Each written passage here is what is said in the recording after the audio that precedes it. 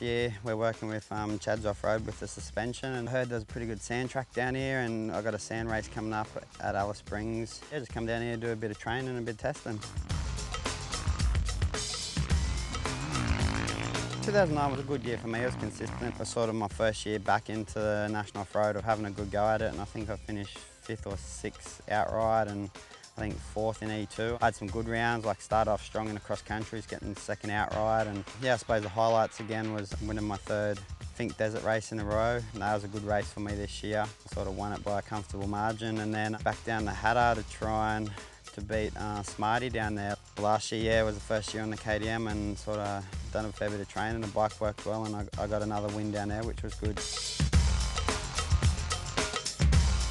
Last year I had the opportunity, me and Wonka, to go over and have a go at the 2009 Baja 1000, and that was definitely a big experience for me. Like, for starters, I've never been to a third world country, and to tell the truth, probably don't intend on going back. It was just a big eye-opener, and the riding was probably the easy part, but it was just pretty scary being there. And like, I did the first stint on the bike and I counted roughly 20 cars coming at me the wrong way, and dodging kids and dogs and booby traps. Baja was pretty much, to me, it was just trying to stay alive.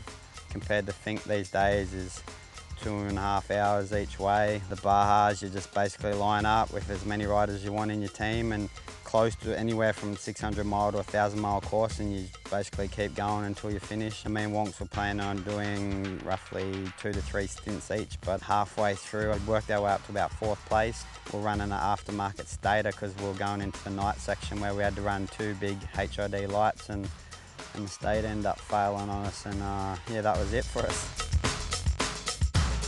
At this stage, I'm not going to do the Australian Safari. Just like, I've done it 3 years now, and I just find it very dangerous. I find racing a motorbike and reading a map at the same time, I just find it's pretty crazy. I've just had too many big crashes in the Australian Safari, and it's not from being dangerous on the bike, it's just from basically you're looking down at the map and next thing you look up and you don't even know what you've hit. So yeah, so with not doing the Safari, there's going to be opportunity with time-wise to do a lot of these other one-off races, and I think a lot of them are growing into sort of mini Think races, and will definitely get bigger and better.